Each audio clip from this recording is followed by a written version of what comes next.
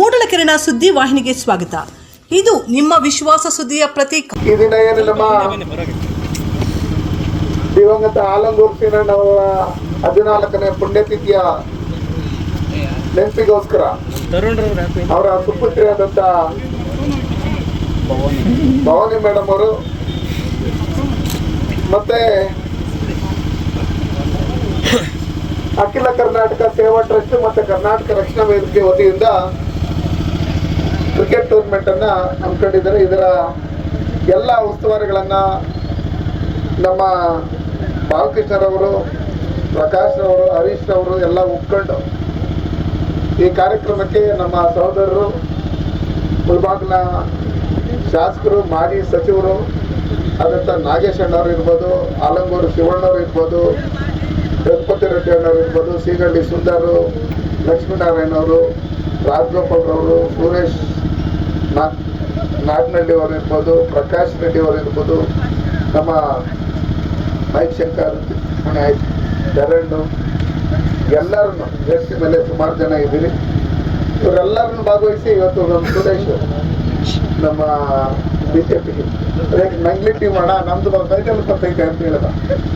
ನಾನು ಹೇಳಿದೆ ಬರ್ತೀರಪ್ಪ, ನಾನು ನಿಮ್ಮ ಟೀಮಲ್ಲಿ ಆಡ್ತೀನಿ ಅಂತ ಹೇಳಿದೆ. ಮಹಾರಾಷ್ಟ್ರ ಒಳಗಡೆ 4ನೇ ಪ್ಲೇಸ್ಗೆ ಹೋಗ್ಬಿಟ್ಟಿತ್ತು. ನಾನು ಏನು ಮಾಡ್ತೀನಿ. ಆದ್ರೂ ಹುಡುಗರು ತುಂಬಾ ತಾಯ್ದೂರವರು ತುಂಬಾ ಚೆನ್ನಾಗಿ ಆಡಿದ್ದಾರೆ. ಅವರು ಫೈನಲ್ ವರ್ಗೂ ಬಂದಿದ್ದಾರೆ ಅಂದ್ರೆ ಅವರು ತುಂಬಾ ಕಷ್ಟಪಟ್ಟು ಆಡಿದ್ರು. ನಾವು ಸಣ್ಣ ಪುಟ್ಟ ಲೀಡ್ಸ್ ಟೀಮ್ ವರ್ಕ್ ಏನಿದೆ 11 ಜನದ ಮೇಲೇನೂ ಇರ್ತೈತೆ, ಒಬ್ಬೊಬ್ರದ್ದು ಒಬ್ಬೊಂದು ಇರ್ತೈತೆ. ನಮ್ಗೆ ಏನು ಕೆಲಸ ಇತ್ತು ಅದನ್ನ ನಾವು ಮಾಡಿದ್ವಿ. ನೀನು ಕೆಲಸ ಮಾಡಿ ಆಪರೇಷನ್ ಆದ್ರೂ ಬಿಲ್ಡಿಂಗ್ ಎಲ್ಲ ಮಾಡಿದೀಯ. ಅದಕ್ಕೆ ನಾನು ಹೇಳೋದೇನೆಂದ್ರೆ ಅವಕಾಶಗಳು ಯಾವಾಗಲೂ ಸಿಕ್ಕಲ್ಲ. ಸಿಕ್ಕಂತ ಟೈಮಲ್ಲಿ ಅದನ್ನ ಬಳಸ್ಕೊಳ್ಬೇಕಷ್ಟೇ. ಏನ್ ಹೇಳಿ, ಇನ್ನೊಂದು ಮ್ಯಾಚ್ ಆಡೋಣ ಬಿಡು ಅನ್ನೋ ಲೆಕ್ಕಾಚಾರದಲ್ಲಿ ಹೋದ್ರೆ ನಮ್ಗಿನ್ನ ಚೆನ್ನಾಗಿ ಆಡಿದ್ರೆ ನಾವು ಇರಲ್ಲ ಅಲ್ಲಿ ಸೆಮಿಫೈನಲ್ 4ನೇ ಪ್ಲೇಸ್ಗೆ ಹೋಗಿರ್ತೀವಿ ಅಲ್ಲ. ಅದಕ್ಕೋಸ್ಕರ ನಂಗ್ಲಿಯವರನ್ನು ತುಂಬಾ ಚೆನ್ನಾಗಿ ಆಡ್ತಾರೆ. ಮುಂದಿನ ದಿನಗಳಲ್ಲಿ ಇನ್ನೂ ಉನ್ನತ ಮಾಡ್ತಾರೆ. ನಾವು ಆಲಂಗೂರು ಸೀನಣ್ಣವ್ರ ಬಗ್ಗೆ ಮೊದಲಿಂದನೂ ಈಗಾಗಲೇ ಎಲ್ಲರೂ ಹೇಳಿದ್ದೀನಿ. ನಮ್ಮಲ್ಲಿ ಯುವಕರಿದ್ದಾರೆ ಸುಮಾರು ಜನಕ್ಕೆ. ಆಲಂಗೂರು ಸೀನಣ್ಣವರು ಈ ಮುಳಬಾಗಿಲಿಗೆ ಏನೇನು ಕೊಡುಗೆ ಕೊಟ್ಟಿದ್ದಾರೆ ಅನ್ನೋ ಲೆಕ್ಕಾಚಾರದಲ್ಲಿ ಗೊತ್ತಿಲ್ಲ.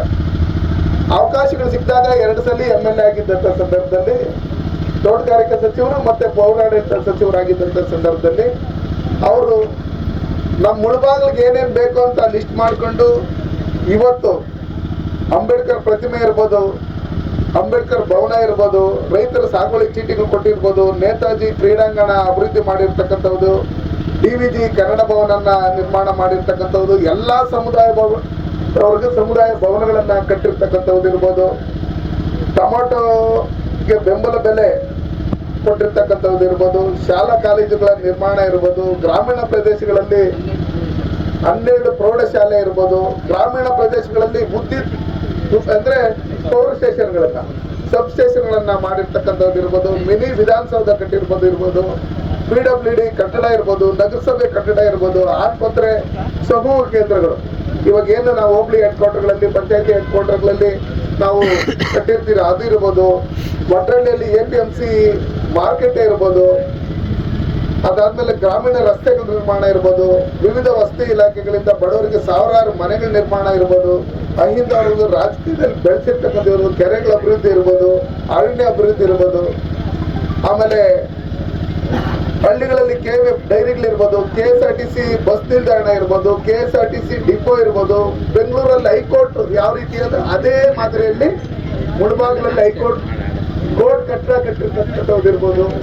ಇದನ್ನೆಲ್ಲ ಆಲಂಗೂರು ಸೀನಣ್ಣವರು ಅವ್ರ ಕಾಲದಲ್ಲೂ ಪ್ರಯತ್ನ ಪಟ್ಟು ಎಲ್ಲ ಕೆಲಸಗಳನ್ನ ಮಾಡಿ ಇವತ್ತು ಜನರ ಮನಸ್ಸಲ್ಲಿ ಉಳ್ಕೊಳ್ಳೋಂಥ ರೀತಿಯಲ್ಲಿ ಕೆಲಸ ಮಾಡಿದ್ದಾರೆ. ಹಂಗಾಗಿ ನಾನು ಹೇಳೋದಿಷ್ಟೇ, ಮನುಷ್ಯನ ಜೀವನ ನೀರ್ ಮೇಲೆ ಗುಳ್ಳೆ ಇದ್ದಂಗೆ. ಎಷ್ಟು ದಿನ ಇರ್ತಾನೆ ಗೊತ್ತಿಲ್ಲ. ಈಗ ಇರ್ತೀರಿ, ಇನ್ನು ಸ್ವಲ್ಪ ಹೊತ್ತಿರೋದು ಇದಿಲ್ಲ. ಆಡ್ತಾ ಸುಮಾರು ಜನ ಸತ್ತೋಗ್ತಾರೆ, ನೋಡ್ತಾ ಸುಮಾರು ಜನ ಸತ್ತೋಗ್ತಾರೆ, ನಗ್ನಗ್ತಾ ಸುಮಾರು ಜನ ಸತ್ತೋಗ್ತಾರೆ. ಇವೆಲ್ಲ ನೋಡಿದ್ದೀರಿ. ನಾವಿಲ್ಲ ಆದ್ರೂ ಶಾಶ್ವತವಾಗಿ ಉಳ್ಕೊಳ್ಳೋಂಥ ಕೆಲಸಗಳು ಕೋಲಾರ ಜಿಲ್ಲೆಯಲ್ಲಿ ಮುಳಬಾಗಿಲಲ್ಲಿ ಮಾಡಿದ್ರೆ ಅದು ಸಾವಿರಾರು ವರ್ಷಗಳಾದ್ರೂ ಇವತ್ತು ಇತಿಹಾಸದಲ್ಲಿ ನಾವು ಉಳ್ಕೊತೀವಿ. ಅಂತ ಕೆಲಸಗಳನ್ನ ನಮ್ಮ ಆಲಂಗೂರು ಸೀನಣ್ಣವ್ರು ಮಾಡಿದ್ದಾರೆ. ಅವ್ರನ್ನ ಸದಾ ಯಾವಾಗಲೂ ನೆನ್ಸ್ಕೊಂಡು ಅವ್ರದ್ದು ಏನಾದ್ರು ಒಂದೊಂದು ಕಾರ್ಯಕ್ರಮಗಳು ಮಾಡ್ಬೇಕಂದ್ರೆ ನಮ್ಮ ಡಾಕ್ಟರ್ಗೆ ತುಂಬಾನೇ, ಯಾಕಂದ್ರೆ ಅವ್ರ ತಂದೆಯವರು ಕೆಲಸ ಮಾಡಿರ್ತಕ್ಕಂಥ ಕೆಲಸಗಳನ್ನ ಹಿರಿಯರ ಜೊತೆ ಸೇರ್ಕೊಂಡು ಮಾಡ್ಬೇಕು. ಈಗ ನಾಗೇಶ್ ಅಣ್ಣವ್ರು ಹೇಳ್ತಾ ಇದ್ರು, ಆ ಪ್ರತಿಮೆಯನ್ನ ಲಿಕ್ಕಿ ಮುಚ್ಚಿಕ್ಕಿದಾಗ ನನ್ಕೊಂತಾರೆ ಬೇಜಾರಾಗುತ್ತೆ, ಏನಪ್ಪ ಇದು ಮುಚ್ಚಿಕ್ಕವ್ರೆ, ಇಷ್ಟೆಲ್ಲ ಕೊಡುಗೆಗಳು ಕೊಟ್ಟಿರ್ತಕ್ಕಂಥವ್ರು ಯಾರ್ಯಾರ ಕೆಲಸಕ್ಕೆ ಬರೆದಿದ್ದವ್ರು ಜನ ಪ್ರತಿಮೆಗಳು ಎಲ್ಲಂದ್ರೆ ಅಲ್ಲಿ ಇಟ್ಬಿಟ್ಟಿರ್ತಾರೆ, ಅದು ಪರ್ಮಿಷನ್ ಇಲ್ಲ, ಇನ್ನೊಂದಿಲ್ಲ ಮತ್ತೊಂದಿಲ್ಲ. ಈ ಮುಳ್ಬಾಗಲಕ್ಕೋಸ್ಕರ ಇಷ್ಟೆಲ್ಲ ಕಷ್ಟ ಬಿದ್ದಿರೋಂಥ ಈ ಥರ ಸತಾಯಿಸಿ ಕಾಯಿಸಿ ಇದೆಲ್ಲ ಮಾಡೋದಿದೆಯಲ್ಲ ಅದೊಂಥರ ಅವಮಾನ ಮಾಡಬೇಕು ಅವ್ರಿಗೆ. ಅದಕ್ಕೋಸ್ಕರ ಅದಕ್ಕೆ ಒತ್ತು ಕೊಟ್ಟು ನಾಗೇಶ್ ಅಣ್ಣವರು ಅದನ್ನು ಪರ್ಚೇಸ್ ಮಾಡಿ ನಮ್ಮ ಒಕ್ಕಲಿಗರ ಸಂಘಕ್ಕೆ ಕೊಟ್ಟು ಮತ್ತೆ ಅಲ್ಲಿ ಪ್ರತಿಮೆನ ಅನಾವರಣ ಮಾಡಿದ್ರಲ್ಲ, ಅದು ನಿಜಕ್ಕೂ ಅಣ್ಣವರು ನಿಮಗೆ ಇನ್ನೂ ಒಳ್ಳೇದು ಮಾಡಿ ಬರೋಂಥ ದಿನಗಳಲ್ಲಿ ಮತ್ತೆ MLA ಆದರೆ ಅಲ್ಲಿ ಮಾದೇವಪುರಕ್ಕಿಂತ ನೀವು ಮುಳ್ಬಾಗಿಲಲ್ಲೇ ಜಾಸ್ತಿ ಜನ ಇರೋದು, ಬೆಂಬಲಿಗರು ಇನ್ನೊಂದು ಮತ್ತೊಂದೆಲ್ಲ, ಅದಕ್ಕಿಂತ ಜಾಸ್ತಿ ಇಲ್ಲೇ ನೀವು ಹೆಚ್ಚಿಗೆ ಲೀಡರ್ಗಳ ಜೊತೆ ಸೇರ್ಕೊಂಡು ಕೆಲಸನೂ ಮಾಡಿರೋದು. ಅದಕ್ಕೋಸ್ಕರ ನಾನು ಹೇಳೋದೇನೆಂದರೆ, ನಾವೊಂದ್ಸಲಿ ಒಂದು ಜಾಗದಲ್ಲಿ ಕುರ್ಸ್ಕೊಂಡಿದ್ದಾದ್ಮೇಲೆ ಇನ್ನೊಂದು ಜಾಗದಲ್ಲಿ ಹೋಗ್ತೀರಿ ಅಂದರೆ ಜನ ಅಲ್ಲಿ ಇದಾಗಲ್ಲ. ಯಾಕಂದರೆ ಅಧಿಕಾರ ಇದ್ದು ಮಂತ್ರಿ ಇದ್ದು ಕೆಲಸ ಮಾಡಿದ್ವಿ, ಅವಕಾಶಗಳು ಹೆಂಗ್ ಬೇಕಾದ್ರೂ ಬರ್ತೈತೆ. ಅದಕ್ಕೋಸ್ಕರ ಇಲ್ಲಿ ಎಲ್ಲ ಪಕ್ಷದವ್ರನ್ನು ಸೇರ್ಕೊಂಡು ಆಲಂಗೂರು ಅಣ್ಣವ್ರ ಶಿಷ್ಯರೇ, ಆಲಂಗೂರು ಶ್ರೀನಣ್ಣವರು ಅಭಿಮಾನಿಗಳೇ. ನಾನು ಅವರು ಪೌರಾಡಳಿತ ಸಚಿವರಾಗಿದ್ದಾಗ ರವೀಂದ್ರ ಕಲಾಕ್ಷೇತ್ರದಲ್ಲಿ ಕೆಂಪೇಗೌಡರಿಗೆ ಒಂದು ಕಾರ್ಯಕ್ರಮ ನಡೆದಾಗ ನನ್ನನ್ನು ಆಯ್ಕೆ ಮಾಡ್ಕೊಂಡಿದ್ರು. ಕೆಂಪೇಗೌಡ ಪ್ರಶಸ್ತಿ ಕೊಟ್ಟಿರ್ತಕ್ಕಂಥವ್ರು ನಮ್ಮ ಆಲಂಗೂರು ಶ್ರೀನಣ್ಣವರೇ. ನಾನು ರಾಜಗೋಪಾಲ್ ಅವ್ರು ಬಂದಾಗ ನಮ್ಮ ಮನೆಯಲ್ಲಿ ಫೋಟೋ ಇತ್ತು, ಅವ್ರು ನನಗೆ ಕೆಂಪೇಗೌಡ ಪ್ರಶಸ್ತಿ ಕೊಟ್ಟಿದ್ದು. ಅದು ಸುಮಾರು ಒಂದು 20 ವರ್ಷ ಆಗಿರ್ಬೋದು. ಆವಾಗ ನಾನು ನೋಡಪ್ಪ ಆಲಂಗೂರು ಶ್ರೀನಣ್ಣವ್ರು ನನ್ನ ಟೂರ್ನಮೆಂಟ್ ಬ್ಯಾನರಲ್ಲೂ ಹಾಕಿದ್ರಿ. ಅದಕ್ಕೋಸ್ಕರ ಇಲ್ಲಿರ್ತಕ್ಕಂಥ ಯುವಕರು ಸುಮಾರು ಜನ ಇದ್ದೀರಿ, ಇವತ್ತು ಆಡ್ತೀರಿ, ಅದಾದ್ಮೇಲೆ ಮನೆಗೆ ಹೋಗ್ತೀರಿ, ಎಲ್ಲ ಆಗ್ತೀರಿ. ನಿಮ್ಮಲ್ಲೂ ಯೋಚನೆ ಮಾಡ್ಬೇಕು, ನಾನು ಡಿಸ್ಟಿಕ್ ಲೆವೆಲಲ್ಲಿ ಆಡಬೇಕು, ಸ್ಟೇಟ್ ಲೆವೆಲಲ್ಲಿ ಆಡಬೇಕು. ಸ್ಟೇಟ್ ಲೆವೆಲ್ ಆಡ್ಬೇಕಾದ್ರೆ ಏನು ಮಾಡಬೇಕು ಅನ್ನೋ ಲೆಕ್ಕಾಚಾರ ಆಡ್ಬಿಟ್ಟು ಸುಮ್ಮನೆ ಹೋಗೋದಲ್ಲ. ಈ ಕ್ರೀಡಾಪಟುಗಳು ಯಾರಿದ್ದಾರೆ, ಇವ್ರು ಯಾರು ಚೆನ್ನಾಗಿ ಆಡ್ತಾರೆ ಅವ್ರಿಗೆ ಪ್ರೋತ್ಸಾಹ ಕೊಟ್ಟು ಅವ್ರನ್ನ ಮುಂದೆ ತಗೊಂಡು ಹೋಗುವಂಥ ಕೆಲಸಗಳನ್ನ ನಾವು ರಾಜಕಾರಣಿಗಳು ನಾವು ಮಾಡಬೇಕು. ಚುನಾವಣೆ ಬಂದಾಗ ರಾಜಕಾರಣ ಮಾಡೋಣ. ಪ್ರತಿಯೊಂದು ಯುವಕರು ಕ್ರೀಡೆನ ಅವರು ಯಾವುದಾದ್ರೂ ಒಂದು ಕ್ರೀಡೆನ ಅವರು ಇದರಲ್ಲಿ ಇಟ್ಕೋಬೇಕು. ನಾನು ಹೋದ ತಕ್ಷಣ ಏನು ಇವ್ರು ಆಡ್ಬಿಡ್ತಾರ 50 ವರ್ಷ ಇವ್ರದ್ದು ಅಂತ ಬೇಕು ತಗ್ಗೇದಿಲ್ಲ ಇದೊಂದು ಫಸ್ಟಿ ನನಗೆ ಹೇಳಿದ್ದೀನಿ ನಾನು. ಅರ್ಥ ಆಯ್ತಾರೆ. ಪ್ರತಿಯೊಂದರಲ್ಲೂ ಮಕ್ಕಳಿಗೆ ಒಂದು ಕ್ರೀಡೆ ಅನ್ನೋದು ಅವ್ರ ಮೈಂಡಲ್ಲಿ ಫಿಕ್ಸ್ ಆಗಿಬಿಟ್ರೆ ದುಶ್ಚಟಗಳಿಗೆ ಬಲಿ ಆಗಲ್ಲ ಅವರು. ಏನೇಳಿ ಬೇರೆ ಬೇರೆ ಕಡೆ ಮನ್ಸು ಹೋಗಲ್ಲ. ಒಂದು ವಾಲಿಬಾಲ್, ಒಂದು ಫುಟ್ಬಾಲ್, ಒಂದು ಕ್ರಿಕೆಟ್, ಒಂದು ಕಬಡ್ಡಿ, ಇನ್ನೊಂದು ಬ್ಯಾಡ್ಮಿಂಟನ್, ಈ ಆಟಗಳು ಆಡ್ಕೊಂಡಿದ್ರೆ ಬೇರೆ ಕಡೆ ಹೋಗಲ್ಲ. ಅದಿಲ್ಲ ಅನ್ನೋ ಲೆಕ್ಕಾಚಾರದಲ್ಲಿ ಬಂದಾಗ ಬೇರೆ ಕಡೆ ಹೋಗ್ತದೆ. ಅಲ್ಲಿ ಯಾರೋ ಗಾಂಜಾ ಕೊಡ್ತಾನೆ, ಅಲ್ಲಿ ಯಾರೋ ಸಿಗರೇಟ್ ಕೊಡ್ತಾನೆ, ಅಲ್ಲಿ ಯಾರೋ ಕೋಳಿ ಕೊಯ್ತಾನೆ, ಅಲ್ಲಿ ಯಾರೋ ಕೋಳಿ ಕೊಯ್ತಾನೆ, ಅವ್ರಿಗೆ ಸಾರಾಯಿ ಕೊಡ್ತಾನೆ, ಇವೆಲ್ಲ ಕೊಟ್ಟು ಅದಕ್ಕೆ ದಾಸರಾಗುತ್ತಾರೆ. ಅದಕ್ಕೋಸ್ಕರ ನಮ್ಮ ದೇಶದಲ್ಲಿ ಯುವಕರೇ 3.25% ಇರ್ತಕ್ಕಂಥವ್ರು. ಚೈನಾಗ ಹೋಲಿಸಿದಾಗ ಚೈನಲ್ಲಿ 3.25% ಮುದುಕರವ್ರೆ, ನಮ್ಮ ಇಂಡಿಯಲ್ಲಿ 3.25% ಯುವಕರಿದ್ದಾರೆ. ಅದಕ್ಕೋಸ್ಕರ ಯುವಕರು ದುಶ್ಚಟಗಳಿಗೆ ಬಲಿ ಆಗದೆ ಕ್ರೀಡೆಯಲ್ಲಿ ನಮ್ಮ ಪ್ರತಿಭೆಗಳನ್ನು ಪ್ರದರ್ಶನ ಮಾಡಬೇಕು. ಈ ದೇಶದಲ್ಲಿ ನಡೆಯುವಂಥ ಕ್ರೀಡೆಗಳಲ್ಲಿ ಒಲಿಂಪಿಕ್ ಇರ್ಬೋದು, ಬೇರೆ ಬೇರೆ ನ್ಯಾಷನಲ್ಲು ಅಂತಾರಾಷ್ಟ್ರೀಯ ಮಟ್ಟದಲ್ಲಿ ನಡೆಯುವಂಥ ಕ್ರೀಡಾ ಇದರಲ್ಲಿ ನಮ್ಮ ಕೋಲಾರ ಜಿಲ್ಲೆಯಲ್ಲೂ ಅದರಲ್ಲೂ ನಮ್ಮ ಮುಳಬಾಗಿಲಲ್ಲೂ ಒಳ್ಳೆ ಪ್ರಶಸ್ತಿಯನ್ನು ಪಡ್ಕೊಬೇಕು. ಆ ನಿಟ್ಟಿನಲ್ಲಿ ಇವತ್ತು ಪ್ಯಾರಾ ಒಲಿಂಪಿಕ್ ಕೈ ಕಾಲು ಇಲ್ದಿದ್ದವರೆಲ್ಲ ನಮ್ಮ ಕೋಲಾರ ಜಿಲ್ಲೆಯವರು ಸುಮಾರು ಜನ ಹೋಗಿ ಗೋಲ್ಡ್ ಮೆಡಲ್ಗಳನ್ನು ತಗೊಂಡಿರೋದು ನೋಡಿ. ನಮ್ಮ ಕೈ ಕಾಲೆಲ್ಲ ಚೆನ್ನಾಗೈತೆ. ಹಂಗಿರ್ತಕ್ಕಂಥ ಸಂದರ್ಭದಲ್ಲಿ ನಾವು ಕ್ರೀಡೆಯನ್ನು ಮೈಗೂಡಿಸ್ಕೊಂಡು ನಮ್ಮ ಮಕ್ಕಳಿಗೂ ದೇಶದ ಬಗ್ಗೆ, ಕ್ರೀಡೆ ಬಗ್ಗೆ, ಮತ್ತು ನಮ್ಮ ಮುಳಬಾಗಿಲು ಹಿಸ್ಟ್ರಿ ಬಗ್ಗೆ, ಮುಳಬಾಗಿಲಿಗೆ ಯಾರ್ಯಾರು ಏನೇನು ಮಾಡಿದ್ರು ಅಂತೇಳಿ ತಿಳಿದುಕೊಳ್ಳೋದ್ರ ಮುಖಾಂತರ ಶಾಶ್ವತವಾಗಿ ಜನಗಳ ಮನಸ್ಸಲ್ಲಿ ಇರೋಂಥ ರೀತಿಯಲ್ಲಿ ನಾವೆಲ್ಲರೂ ನೋಡಿ ನಡ್ಕೊಬೇಕು. ಮುಂದಿನ ದಿನಗಳಲ್ಲಿ 15ನೇ ವರ್ಷದಲ್ಲಿ ನಾನು ಒಂದು ಒಳ್ಳೆ ಕೊಡುಗೆ ಕೊಡ್ತೀನಿ. ಅದು ಸೀಕ್ರೆಟು, ಸರ್ಪ್ರೈಸ್ ಅಂತ ಹೇಳ್ಬಿಟ್ಟು ನಾಗೇಶ್ ಅಣ್ಣ ಅವ್ರು ಹೇಳವ್ರೆ. ನಾವು ನಿಮ್ಮ ಜೊತೆಲಿ ಇರ್ತೀರಿ. ಏನು ಯಾವುದೇ ಕಾರಣಕ್ಕೂ ಆಲಂಗೂರು ಶ್ರೀನಣ್ಣವ್ರು ಅಂದರೆ ಡಾಕ್ಟರ್ ಹೇಳಿದರೆ, ಶಿವಣ್ಣವ್ರು ಹೇಳಿದರೆ, ರಾಜಗೋಪಾಲ್ ಅಣ್ಣವ್ರು ಹೇಳಿದರೆ, ನಮ್ಮ ಮುಖಂಡರಲ್ಲಿ ಎಲ್ಲರೂ ಹೇಳಿದರೆ ನಾವು ಸದಾ ನಿಮ್ಮ ಜೊತೆಲಿ ಇರ್ತೀರಿ. ಎಲ್ಲ ಯುವಕರು ದುಶ್ಚಟಗಳಿಗೆ ಬಲಿ ಆಗದೆ ಬೇರೆ ಬೇರೆ ಇದಕ್ಕೆ ಹೋಗದೆ ನಮ್ಮನ್ನು ಡೈರೆಕ್ಟಾಗಿ ಹೊಡಿಯೋಕ್ಕಾಗಲ್ಲ ಶತ್ರುಗಳ ಕೈನಲ್ಲಿ.